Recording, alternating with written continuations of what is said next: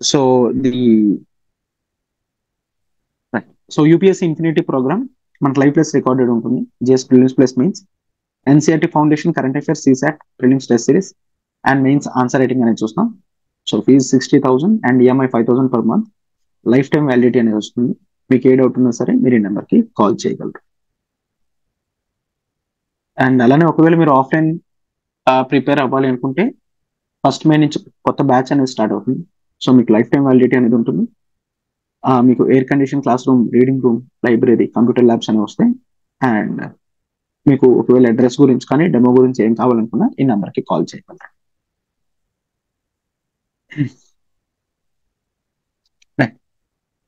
So this is the first question. I'm just reading out. In the cities of our country, which among the following atmospheric gases are normally considered in calculating the value of air quality index? Very good. So air quality index అంటే మనకి ఇండియాలో air యొక్క quality ఎలా ఉంది అనేది పరిచయం చేస్తూ కొన్ని పొల్యూషన్స్ అనేవి తీసుకొని ఆ పొల్యూషన్ బేసిస్ మీద అసలు ఎయిర్ యొక్క క్వాలిటీ ఎలా ఉంది, మనం ఈ ఎయిర్ పీల్చడానికి ప్రాపర్ గా ఉందా లేదా అనేది మెషర్మెంట్ చేస్తూ ఈ ఇండెక్స్ అనేది రిలీజ్ చేయడం జరిగింది. ఇది మనం ఎయిర్ క్వాలిటీ ఇండెక్స్ కింద చూస్తాం, రైట్? ఎస్. అయితే దీంట్లో కొన్ని పొల్యూటెంట్స్ నేమ్స్ అనేవి మెన్షన్ చేయడం జరిగింది. ఇది మీరు బేసిక్ రెగ్యులర్ ఎన్విరాన్మెంట్ చదివేటప్పుడు చదువుతారు. What is air quality index and air quality index లో మెన్షన్ చేసిన పొల్యూటెంట్స్ గురించి. సో ఇక్కడ దానిలో మనం జనరల్ గా చూసుకుంటే ఒకసారి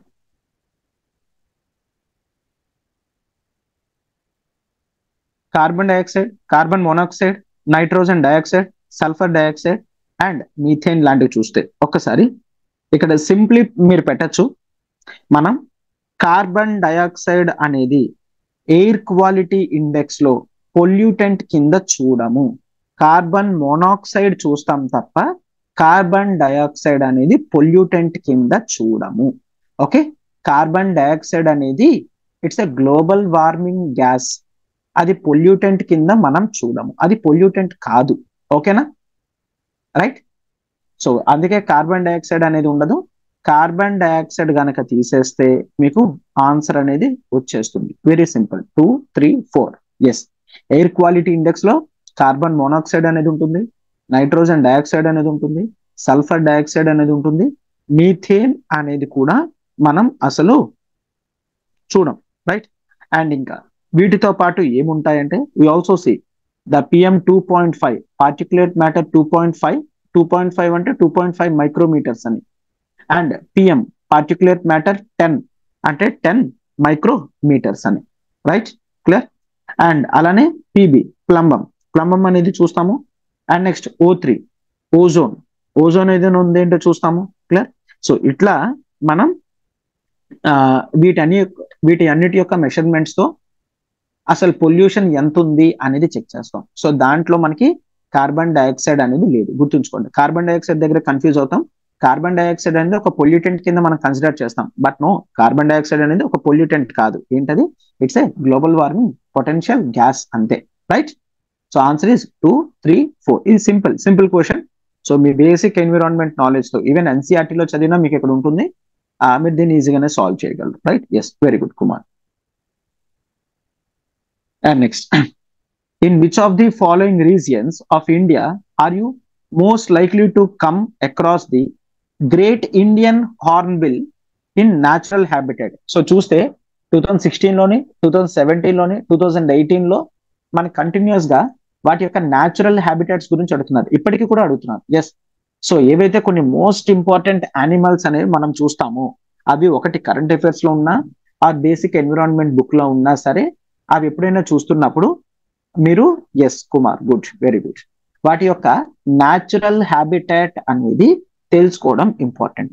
అయితే గ్రేట్ ఇండియన్ హార్న్బిల్ అనేది చూసుకుంటే sand deserts of north west India, the higher Himalayas of Jammu Kashmir, the salt marshes of Western Ghat, the Western Ghat. ఇక్కడ ఆన్సర్ అనేది Western Ghats. Great Indian hornbill అనేది వెస్టర్న్ ఘాట్స్ లో మనకి అవైలబుల్ గా ఉంటుంది. This is a fact based question, ఇదేం కాన్సెప్చువలైజ్డ్ కాదు. You need to know that great Indian hornbills are from Western Ghats అని.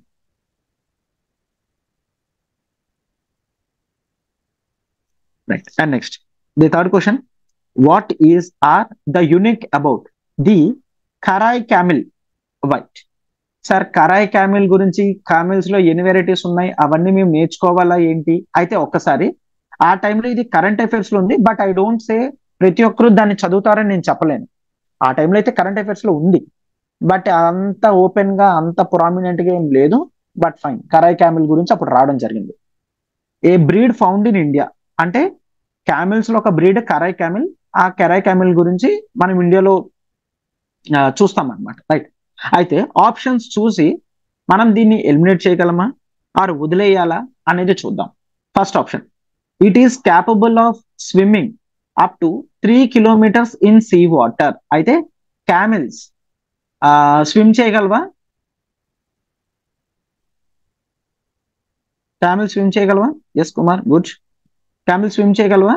క్యామిల్స్ అనేవి జనరల్ గానే స్విమ్ చేయగలవు. క్యామిల్స్ స్విమ్ చేయగలవు, గుర్తుంచుకోండి. ఈ స్టేట్మెంట్ ఒకవేళ మీరు తీసేశారనుకోండి అది మిస్టేక్ అవుద్ది. క్యామిల్స్ స్విమ్ చేయగలవు, బట్ 3 కిలోమీటర్స్ స్విమ్ చేస్తాయో, 2 కిలోమీటర్స్ స్విమ్ చేస్తాయో, 100 కిలోమీటర్స్ స్విమ్ చేస్తాయి అనేది నాకు తెలియదు, అలా ఉంచుతాం. ఓకేనా? బట్ క్యామిల్స్ అయితే మాత్రం స్విమ్ చేస్తాయి. Right. Yes. Second one, it survives by grazing on mangroves. Mangroves తిని బ్రతుకుతాయంట. అంటే ఇది నాన్ వెజ్ తింటాయి, వెజ్ తింటాయి అని అట్లా ఉండదు కదా, ఇవి హెర్బివోర్స్ కదా. సో ఖచ్చితంగా ఏమైనా గ్రీన్ కలర్ లో ఉంటే తింటాయి. ఓకే, ఆ స్టేట్మెంట్ కూడా ఉంచుదాం. Say it lives in the wild and cannot be domesticated. అయితే అసలు దీన్ని డొమెస్టికేషన్ చేసుకోవడానికి అవ్వదంట. Is there any animal that the humans cannot domesticate? Right, అంతే కదా. సో మనం దేన్నైనా సరే డొమెస్టికేషన్ చేయగలం. డొమెస్టికేషన్ చేసుకోవడం అంటే దాన్ని ఒక పెట్లా పెంచుకొని దాని మీద ఊరేగడం మాత్రమే కాదు, బంధించి ఉంచి మనతో ఉంచుకున్నా సరే అది డొమెస్టికేషన్ అవుతుంది కదా. రైట్. అంటే ఈవెన్ లయన్ ని కూడా, టైగర్స్ ని కూడా చిన్నప్పటి నుంచి పెంచుకొని పెట్ యానిమల్స్ లా చూసుకునే వాళ్ళు చాలా మంది ఉన్నారు, అవునా? సో విచ్ మీన్స్ ఈ థర్డ్ ఆప్షన్ అనేది wrong. The moment if you eliminate the third option మీకు వచ్చేస్తుంది. ఓకేనా? ఒకవేళ మీరు ఇక్కడ ఆ క్యామిల్ స్విమ్ చెయ్యవు అనుకుని ఫస్ట్ ఆప్షన్ తీసేసిన, సెకండ్ ఆప్షన్ మీరు అట్లా ఉంచిన, థర్డ్ ఆప్షన్ పక్కాగా తీసేయాలి. కాబట్టి మీకు బై డిఫాల్ట్ ఆన్సర్ 1 and 2 వస్తుంది. క్వశ్చన్ ఈజీనా? కరాయ్ క్యామిల్ గురించి తెలియకపోయినా సరే మీరు ఆన్సర్ అనేది పెట్టగలరు. ఎస్. బట్ కరాయ్ క్యామిల్ అనేది చూసుకుంటే these are the important facts. ఏంటంటే ఇవి 3 కిలోమీటర్స్ వరకు స్విమ్ చేయగలవు అండ్ ఇవి మ్యాంగ్రోవ్స్ ని తింటాయి. క్లియర్? మ్యాంగ్రోవ్స్ ని తింటాయి. అండ్ మోస్ట్లీ ఇవి the regions of Gujarat, Kutch regions లో ఎక్కువ ఉంటాయి. అయితే అక్కడ ఉన్న పీపుల్ ఈవెన్ ఈ క్యామిల్ యొక్క మిల్క్ కూడా కన్జ్యూమ్ చేస్తారు. Okay.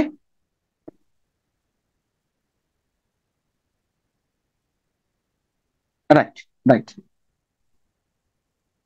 And next, with reference to red sanders. Very good. తెలుసు కదా, అందరికీ తెలుసు ఇప్పుడు రెడ్ శాండర్స్ గురించి. ఓకేనా? Yes. Sometimes seen in news. ఇప్పుడు సినిమాల్లో కూడా చూస్తున్నాం, న్యూస్ లో ఏముంది. Consider the following statements.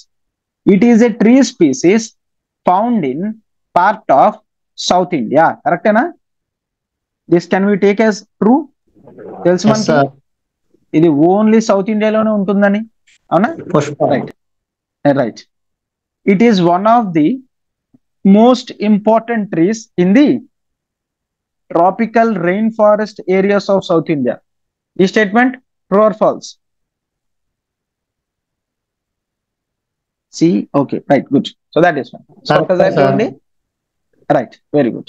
So అయితే ఇక్కడ you fail to observe the trap point. అంటే మనం జనరల్ గా it is the most important tree అని చూస్తాం, కరెక్టే. సౌత్ ఇండియన్ చూస్తాం, కరెక్టే అనుకుంటాం. బట్ ఇక్కడ ఇచ్చింది ఏంటి? Tropical rain forest. Tropical rain forest అని ఇచ్చాడు. So is it tropical rain forest or is it tropical deciduous? Right. Clear? So this is not rain forest region. Right. So అదేమి మనకి ట్రాపికల్ రెయిన్ ఫారెస్ట్ కాదు. So that is the trap. Rain forest అనేది trap ఇక్కడ. So this is second statement అనేది wrong. First statement is right. Clear? So yes, so statements ని that is fine, good. So we are bound to make mistakes, అందుకనే వాడు traps ఇస్తాడు. Mistakes లో పడినా సరే నేర్చుకుంటున్నప్పుడు ఫైన్. చాలా జాగ్రత్తగా స్టేట్మెంట్స్ అనేవి చూడండి, పైన చూడదు. అందుకని వాడు కూడా చాలా తెలివిగా ఫస్ట్ స్టేట్మెంట్ చాలా ఈజీగా ఇచ్చాడు, పార్ట్ ఆఫ్ సౌత్ ఇండియా అని. Right, part of South India అని అది మనకు తెలుస్తుంది. తర్వాత ట్రాపికల్ రెయిన్ ఫారెస్ట్ అని అనుకుంటాం, ఇక్కడ బిట్ కాషియస్ గా చూడాలి whether it is tropical rain forest or tropical deciduous అని. Right, very good. Next, with reference to the agreement at UNFCCC. So UNFCCC agreement గురించి చెప్తున్నాడు. Meeting in Paris in 2015. So 2015 లో meeting అయింది. ఇది ఏ year? ఇది 2016 కదా, రైట్. సో 2016 అంటే current affairs లో ఉన్నది, right. Which of the following statements are correct అంటే ఈ క్వశ్చన్ ని మీరు ఇప్పుడు తప్పు చేసినా సరే పర్వాలేదు. ఎందుకు అంటే కరెక్ట్ పెడితే గుడ్, ఒకవేళ తప్పు చేసినా పర్వాలేదు, ఎందుకంటే అప్పుడు కరెంట్ అఫైర్స్ లో ఉంది కాబట్టి ఇప్పుడు మనం దీన్ని కరెక్ట్ పెట్టాల్సిన అవసరం లేదు, రైట్. ఎస్, బట్ స్టేట్మెంట్స్ అనేది చూద్దాం. దీని యొక్క రిలవెన్స్ అనేది ఇప్పుడు కూడా ఉంటుంది. ఎందుకు? యుఎన్ఎఫ్సిసి మీటింగ్ ఏదైతే 2015 లో జరిగిందో that is the most important meeting, అవునా? Most important meeting. సో ఇప్పటికీ కూడా దాని గురించి చదువుతాము. సో చూద్దాం. The agreement was signed by all the member countries of the UN. True or false? Right. So UN members లో అందరూ సైన్ పెట్టేశారన్నారు. This is completely wrong, right. So first statement is wrong. First statement wrong అయితే మనకి second statement అనేది పక్కా true అవుతుంది. So చూద్దాం. The agreement AIIMS to limit the greenhouse gas emissions so that the rise in average global temperature by the end of the century does not exceed 2 degrees Celsius or even 1.5 degrees Celsius above pre industrial levels. So అదే కదా agreement, కరెక్టే sir. Global warming అనేది limit చేయాలని. So second statement కరెక్టే, సరిపోతుంది. So now third statement. Developed countries acknowledged their historical responsibility in global warming. So global warming లో వాళ్ళ historical responsibility అనేది వాళ్ళు యాక్సెప్ట్ చేశారు అండ్ కమిటెడ్ టు డొనేట్ ఎంత 1000 billion a year 2020 to develop to help developing countries to cope with climate change. Very good. So it's not 1000 billion, it is 100 billion a year. Okay, ఇది వాళ్ళు చెప్పిన commitment. So which means third statement అనేది wrong. Answer ఏంటి? Only 2. Done sir. 300 చేశారు కదా sir. Right. So ఇప్పుడు పెంచడం అనేది జరిగింది. నామకే వాస్ పెంచుతారు, that is fine. Yes. Next, what is the greenhouse gas protocol? So greenhouse gas protocol ante ento adugutunnaru. We shall see. It is an international accounting tool for government and business leaders to understand, quantify and manage greenhouse gas emissions. Okay, ikkada chala clear ga greenhouse gas emissions gurinchi quantify chestaru. It is an accounting tool antunnadu. So greenhouse gas undi kabatti unchudam, చూద్దాం. Second, it is an initiative of United Nations, మనకు తెలీదు, to offer financial incentives to developing countries to reduce the greenhouse gas emissions. ఇక్కడ కూడా greenhouse gas emissions ఉంది. And to adopt eco-friendly technologies. తెలీదు. Clear? ఇది కూడా ఉంచుదాం. It is an intergovernmental agreement. Protocols అంటే అగ్రిమెంట్స్ అవ్వచ్చా? చూద్దాం. అవుతాయి. Ratified by all the member countries of the United Nations. So ఇప్పుడు తీసేయచ్చా? క్లియర్? సో యుఎన్ మెంబర్స్ అందరూ పెట్టారంటే తీసేయచ్చు కదా. Yes. And next, it is one of the multilateral the REDD. So REDD plus initiatives hosted by world bank అని చూస్తాం. అయితే ఈ what is this REDD plus ఇవన్నీ కూడా మీకు బేసిక్ ఎన్విరాన్మెంట్ క్లాస్ లో మీరు జనరల్ గా చూస్తారు. బట్ బేసికల్లీ ఈ రెడ్ ప్లస్ అనేది ఏదైతే ఉందో ఇది ఒక యునైటెడ్ నేషన్ ప్రోగ్రామ్ అన్నమాట. ఏంటి?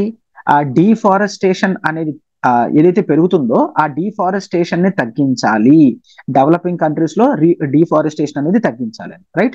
So what is red plus? Red plus అంటే అదే reducing emissions from deforestation and forest degradation plus అని మీనింగ్ అనమాట. Okay, reducing emissions from deforestation and forest degradation ఇది మనకి రెడ్ ప్లస్ గోల్ కింద చూస్తాం, రైట్. దీని యొక్క గోల్ ఏంటి? గ్రీన్ హౌస్ గ్యాస్ ఎమిషన్స్ ఏవైతే ఉన్నాయో వాటిని తగ్గించాలి, ఫారెస్ట్ కార్బన్ స్టాక్స్ అనేవి పెంచాలి, అంతే కదా, రైట్. సో ఇట్లాంటివి దాని యొక్క గోల్స్ కింద మనం చూస్తాం అనమాట.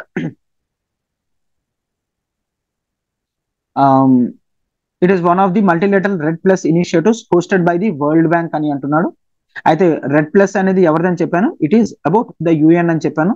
సో అప్పుడు వరల్డ్ బ్యాంక్ అంటే ఒకటి మీరు బేసిక్ గా చదువుతారు, రెడ్ ప్లస్ అనేది చదివేటప్పుడు యుఎన్ అని తెలుస్తుంది, బట్ ఇక్కడ వరల్డ్ బ్యాంక్ అనేది ఉంది.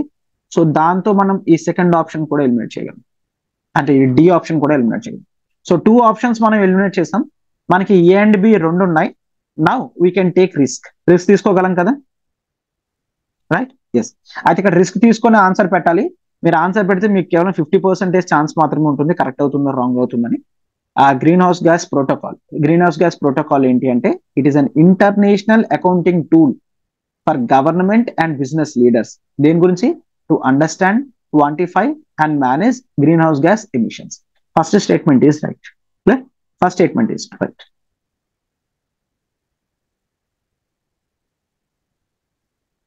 And next, which of the following best describes the Green India mission of the Government of India? Green India mission, one of the most important missions.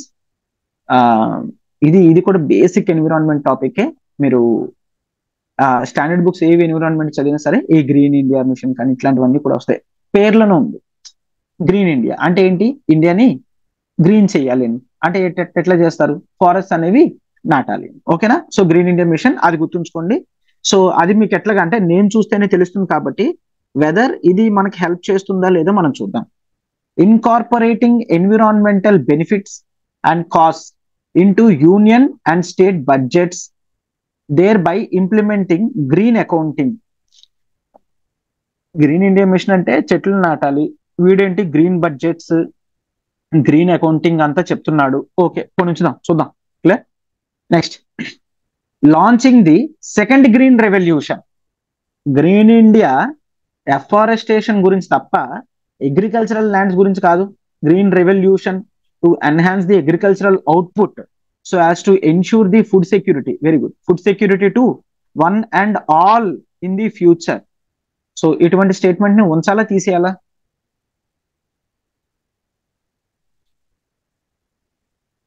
Right. So second statement ఈజీగా eliminate చేయొచ్చు.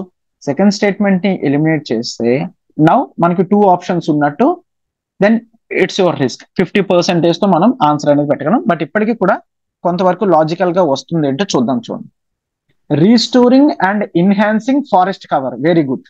Green India forest cover enhancing అని చెప్తున్నాడు. And responding to climate change by combination of adaptation and mitigation measures. So ఇప్పుడు first option కి third option కి link చూడండి. First option అనేది కాస్త economical way of greening the things ఉంది. Third option అనేది ప్రాపర్ గా గ్రీన్ ఇండియా మిషన్ కి సరిపోయేటట్టు ఉంది. సో ఇట్లాంటి చోట్ల కాస్త లాజికల్ గా ఇంకా వెళ్తే ఆన్సర్ అనేది కరెక్ట్ అవుతుంది. And right, good, it is option 3. Green India machine ఏంటి?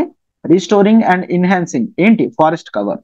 And responding to climate change కి రెస్పాండ్ అవడం by a combination of adaptation and mitigation measures. Okay, right, good. And next, consider the following statements. The sustainable development goals, SDG goals తెలుసు కదా? ఎప్పటి నుంచి ఎంత వరకు SDG goals? They are from ఇప్పుడు 15 to 30 sir. Okay, right, good. So 2015 to 2030, right? Yes. were first proposed in 1972. ఇప్పుడు కరెక్టా wrong ఇది?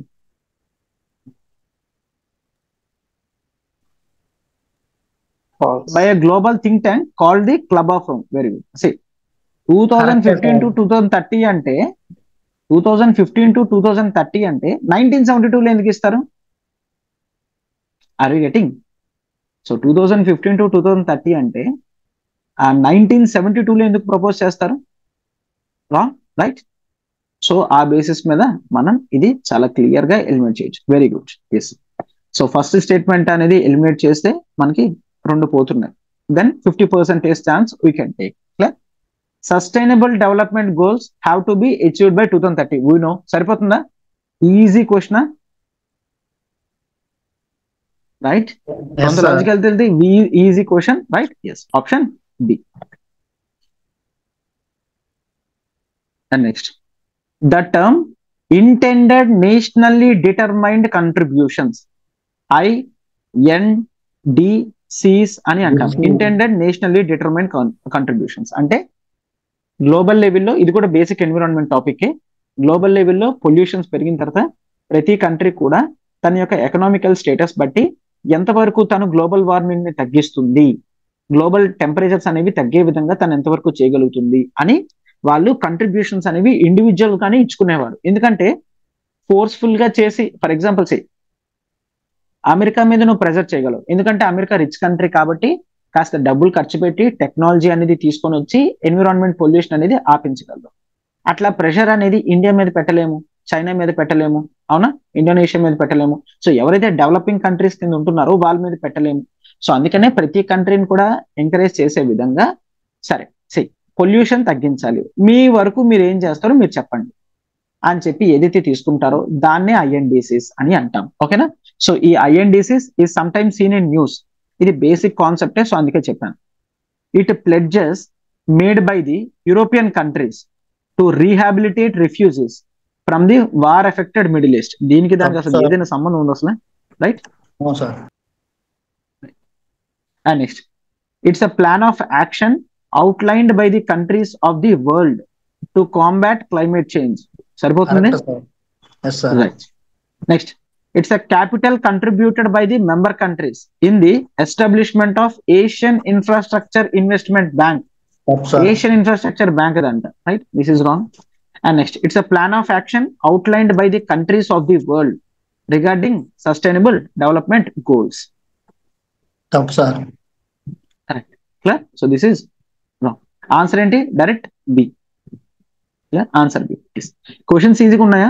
So far we are done with 9 questions. ఈ 9 క్వశ్చన్స్ లో ఐ డోంట్ సీ క్వశ్చన్స్ అన్ని ఈజీగా ఉన్నాయి సార్. రైట్. క్లియర్? ఎస్. అందుకే ఇయర్ కట్ ఆఫ్ అనేది 2016 లో కట్ ఆఫ్ అనేది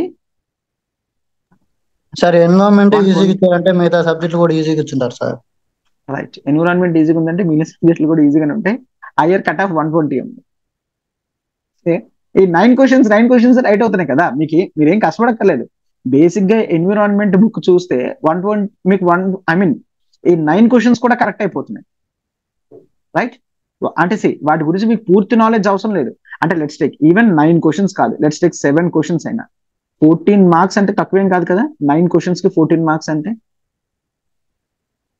రైట్? ఎస్. సో ఇది పేపర్ అప్పట్లో ఈజీగా ఉండేదా? Right. So this is right. So next take this question. 10th question చూడండి. The FAO accords the status of globally important agricultural heritage system. ఇది కూడా బేసిక్ ఎన్విరాన్మెంట్ బుక్ లో ఉంటుంది, NCERTs లో కూడా ఉంటుంది. Globally important agricultural heritage system, దాన్నే GIAS system అని అంటారు. 2 traditional agricultural systems. What is the overall goal of this initiative? So globally important అంటే ఏవైతే ప్రపంచం అంతా ఇంపార్టెంటో, అగ్రికల్చరల్ హెరిటేజ్ అంటే ఎట్లా తీసుకోవాలి నేను? అగ్రికల్చర్ హెరిటేజ్ అంటే హిస్టారికల్ గా ఫాలో అవుతున్న అగ్రికల్చరల్ ప్రాక్టీసెస్ అని తీసుకోవచ్చా? Right? Yes. So 2 traditional agricultural system, same traditional agriculture system. So ఇక్కడ చూద్దాం ఏది సెట్ అవుతుంది అనేది, రైట్? అండ్ ఇక్కడ చూస్తే మీరు that if I say to provide modern technology, training in modern farming methods and financial support to local communities of identified GIAs so as to greatly enhance their agricultural productivity. Extreme statement అనేది ఉంది. And ఇక్కడ traditional agricultural అంటే ఇప్పుడు options ఏంటి? Modern farming, modern methods ఇస్తున్నాడు. So దీన్ని eliminate చేయొచ్చా నేను? రైట్. ఫస్ట్ ఆప్షన్ ఎలిమినేట్ చేస్తే సెకండ్ ఆప్షన్ పక్కగా రైట్ అవుతుంది, right? So direct third option చూడొచ్చు, బట్ సెకండ్ ఆప్షన్ చూడండి. To identify and safeguard eco friendly, సరిపోతుంది. Eco friendly traditional, yes, traditional farm practices and their associated landscape, agricultural biodiversity and knowledge systems of the local communities. సరిపోయిందా? మొత్తం లోకలే ఉంది, traditional practices, traditional form అంటున్నాడు. So second statement సరిపోతున్నాయి ఇక్కడ option సరిపోతున్నా సరే మనం general గా చూస్తున్నాం కన్ఫర్మేషన్ కి. అంటే కొన్నిసార్లు ఇటువంటి స్టేట్మెంట్స్ అనేవి, కామన్ స్టేట్మెంట్స్ అనేవి చదవడం వల్ల ఒకవేళ మీకు గియాస్ అంటే ఏంటో తెలియకపోయినా సరే ఇదే గియాస్ కొంతవరకు అర్థమవుతుంది. ఓకే, సో ఇప్పుడు థర్డ్ స్టేట్మెంట్ చూడండి. They provide to provide geographical indication status to all the varieties of agricultural produce in such identified GIAs. GIAs లో అగ్రికల్చరల్ ఐడెంటిఫైడ్ ఏవైతే ఉంటాయో వాటన్నిటికీ కూడా ఏమి ఇస్తారంట? Geographical indication status, GI status ఇస్తారంట. That itself make the statement wrong. So answer is 2 only. Easy question. ఒకవేళ GIAs అనేది తెలియకపోయినా సరే కేవలం ఆ నేమ్స్ తో మీరు ఎలిమినేట్ చేసి పెట్టే స్కోప్ అనేది ఇక్కడ ఉంది. Right, I don't consider this as some difficult question. And next, with reference to the initiative called the TEEB, the Economics of Ecosystem and Biodiversity, TEEB, which of the following statements are correct? అయితే see, this is somewhat tough question. ఇది tough question అనేది చెప్పొచ్చు. అదైతే ఇప్పుడు మీకు general గా books లో కనిపించవచ్చు, బట్ ఒకప్పుడు అయితే బుక్స్ లో ఉండేది కాదు. ఈ TEEB, the economics of ecosystem and biodiversity అనేది ఇది తెలిస్తేనే పెట్టగలం, లేదంటే పెట్టలేం.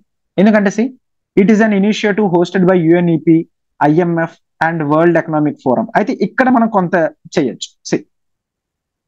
The economics of ecosystem and biodiversity, ఇది బయోడైవర్సిటీ గురించే. యుఎన్ఈపి స్టార్ట్ చేయొచ్చు. IMF అసలు ఎన్విరాన్మెంట్ ఇష్యూస్ లోకి వస్తుందా? అండ్ వరల్డ్ ఎకనామిక్ ఫోరం అసలు ఇటువంటి ఎన్విరాన్మెంట్ ఇష్యూస్ లోకి వస్తుందా? అయితే ఇక్కడ మీకు నేమ్ లో ఎకనామిక్స్ ఆఫ్ ఈకోసిస్టమ్ కనిపించినా సరే IMF ఎప్పుడు ఎన్విరాన్మెంట్ ఇష్యూస్ లోకి రాదు, వరల్డ్ ఎకనామిక్ ఫోరం ఎప్పుడు ఎన్విరాన్మెంట్ ఇష్యూస్ లోకి రాదు. దాంతో మనం ఫస్ట్ స్టేట్మెంట్ అనేది ఎలిమినేట్ చేయొచ్చు, అంటే మీరు కొంత ప్రాక్టికల్ గా ఆలోచిస్తారు. ఓకే, సో ఫస్ట్ స్టేట్మెంట్ రాకపోతే హ్యాపీగా 2 ఎగిరిపోతున్నాయి. సో దీంతో థర్డ్ స్టేట్మెంట్ అనేది కరెక్ట్ అవుతుంది. మనం ఇక్కడ రిస్క్ అనేది తీసుకోవచ్చు.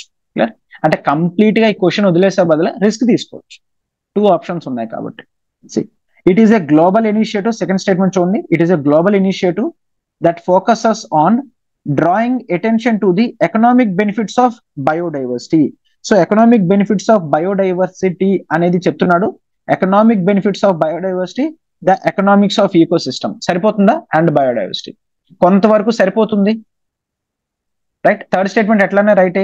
It presents an approach that can help decision makers recognise, demonstrate and capture the value of ecosystem and biodiversity. Value of ecosystem biodiversity catch చేయాలంటున్నాడు. సో సెకండ్ స్టేట్మెంట్ చదివినా అది ఉంచాలా లేదో అని మీరు అనుకుంటే థర్డ్ స్టేట్మెంట్ చదివేటప్పుడు కామన్ స్టేట్మెంట్, కరెక్ట్ స్టేట్మెంట్ అనేది చదివితే క్వశ్చన్ లో ఏదైతే అడుగుతున్నారో అది క్లారిటీ వస్తుంది. ఇక్కడ ఏమని చెప్తున్నాడు? Value of ecosystem and biodiversity గురించి చెప్తున్నాడు.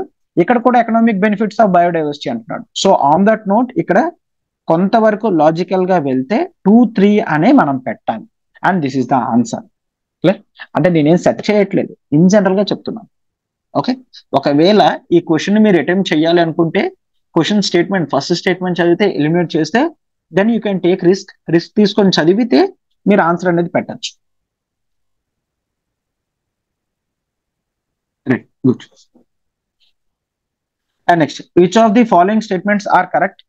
Proper design and effective implementation of UN REDD plus. So ఇందాక చూసాం కదా, అంటే ఏంటి ఆ క్వశ్చన్ ఒకవేళ చూసినా ఆర్ ఈ క్వశ్చన్ ముందు చూసినా దీన్ని బట్టి రెడ్ అనేది UN అని అర్థం అవుతుంది. UN REDD plus programme can significantly contribute to, ఈ UN రెడ్ అనేది దేని గురించి కంట్రిబ్యూట్ చేస్తుంది అని క్వశ్చన్ ఇస్తున్నాడు.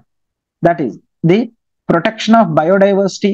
నేను ఆల్రెడీ చెప్పాను ఏంటి, that reduced emission for deforestation and forest degradation అని. సో దీని యొక్క మెయిన్ కంట్రిబ్యూషన్ ఏంటి? బయోడైవర్సిటీ ప్రమోట్ చేయడం, ఫారెస్ట్ ఈకో సిస్టమ్ ప్రొవైడ్ చేయడం అండ్ పావర్టీ రిడక్షన్ అనేది చేయడం. ఓకే, అయితే ఇక్కడ మనం ఇన్ జనరల్ గా ఈ 2 స్టేట్మెంట్స్ అనేవి కరెక్ట్ అని తీసుకుంటాము. బట్ ఎస్, ఇది డిఫికల్టీ క్వశ్చన్ అని చెప్పొచ్చు. ఈ UN రెడ్ ప్రోగ్రామ్ చదువుతారు తప్ప వాటి యొక్క కంట్రిబ్యూషన్స్ అనేవి జనరల్ గా చదవం. This is generally considered as ఇది ఒక టఫ్ క్వశ్చన్ ఖచ్చితంగా. So the answer is 1, 2, 3. UN RED program, protection of biodiversity, forest ecosystem conservation resilience, and poverty reduction, ఈ మూడు కూడా చేస్తుంది రెడ్ ప్రోగ్రామ్. జనరల్ గా పవర్టీ రిడక్షన్ మనం పట్టించుకోం. ఎస్, యుఎన్ రెడ్ ప్లస్ లో పవర్టీ కూడా ఉన్నది. ఓకేనా, రైట్.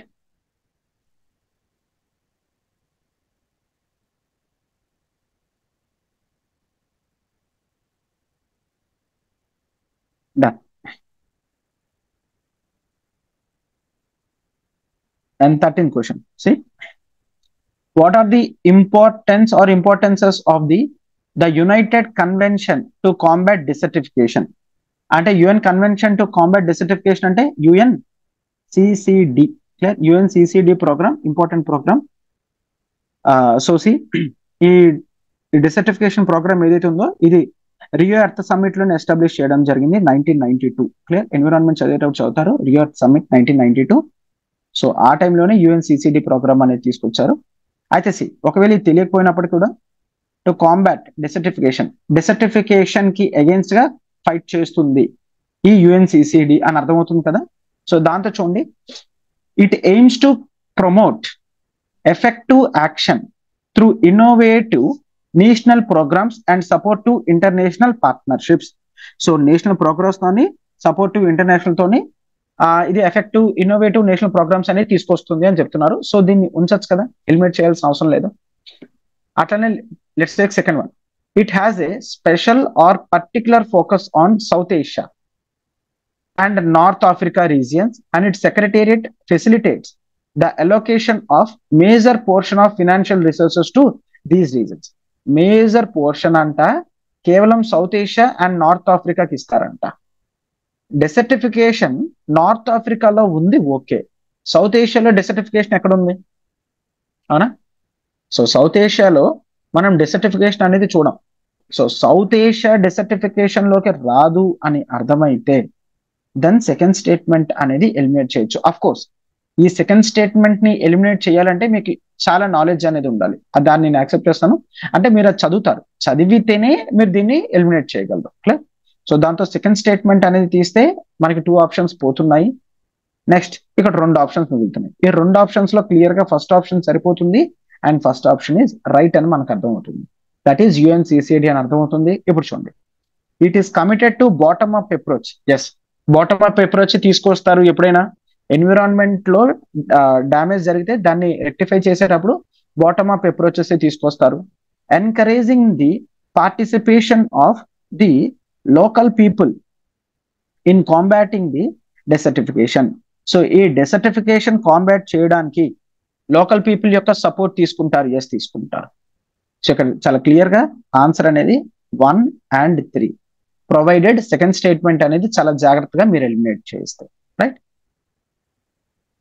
అండ్ యుఎన్సిసిడి యొక్క మెయిన్ డ్యూటీ ఏంటి? అదే ఆ డెసర్టిఫికేషన్ ఏదైతే ఉంటుందో ఆ డెసర్టిఫికేషన్ ని ఇన్నోవేటివ్ నేషనల్ ప్రోగ్రామ్స్ తో ఆపుతారు, ఇంటర్నేషనల్ పార్ట్నర్షిప్స్ తో ఆపుతారు. అండ్ దీంట్లో బాటమ్ అప్ అప్రోచ్ అనేది తీసుకుంటారు. బాటమ్ అప్ అప్రోచ్ అంటే పీపుల్ యొక్క పార్టిసిపేషన్ ఎక్స్పెక్ట్ చేస్తారు and participation of local peoples in combating the desertification. వాళ్ళ యొక్క ట్రెడిషనల్ నాలెడ్జ్ ఏదైతే ఉందో దాన్ని యూజ్ చేస్తూ చేస్తారనమాట. Right.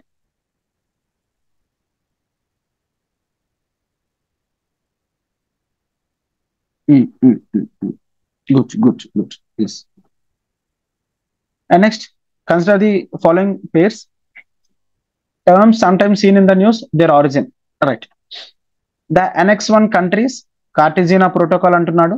Certified emission reduction, Nagoya protocol అంటున్నాడు. The clean development mechanisms, CDMs, Kyoto protocol అంటారు. This is one of the easiest questions.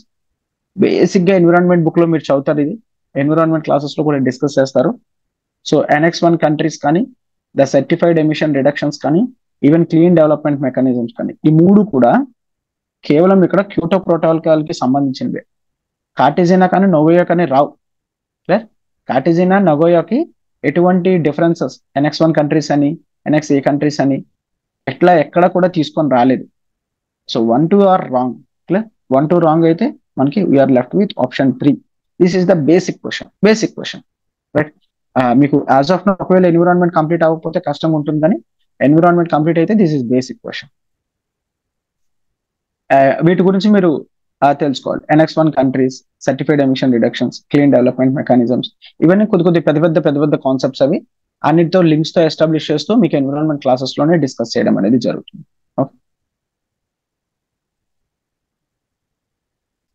With reference to Agenda 21, this is also one of the easiest questions.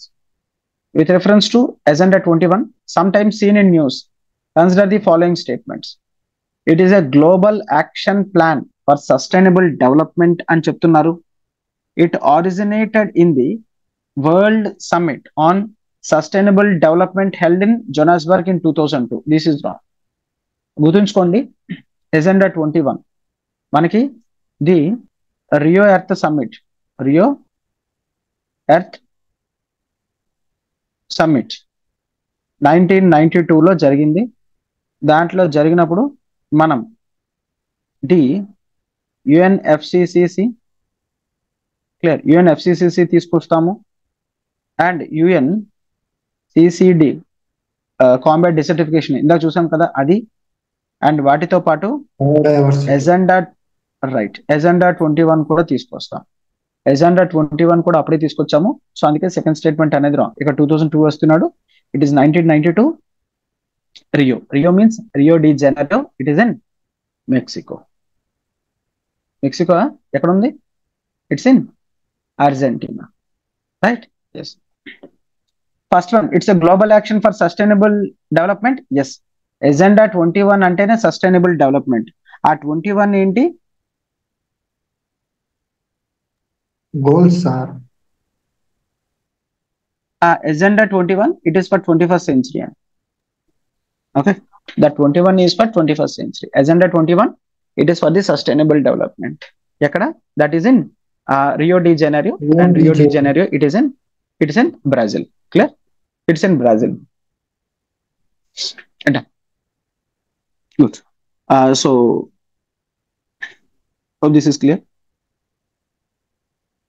Yes. Gadgil committee, this is the last question.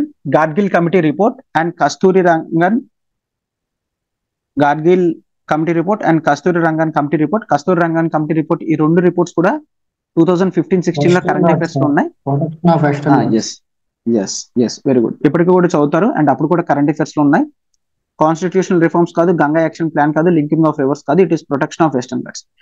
Very good. Protection of Western Ghats గురించి మనకి ఈ 2 committee reports అనేవి basic, ఇప్పటికీ కూడా important. ఈ 2 committees reports, that is about protection of Western Ghats, right?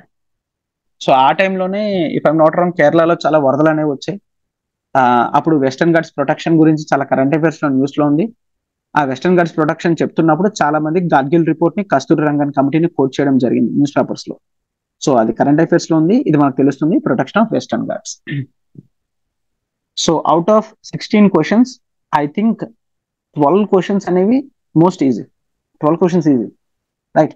అంటే మీరు దాదాపుగా 24 మార్క్స్ అనేవి ఇక్కడ గెయిన్ చేసేయగలరు. 24.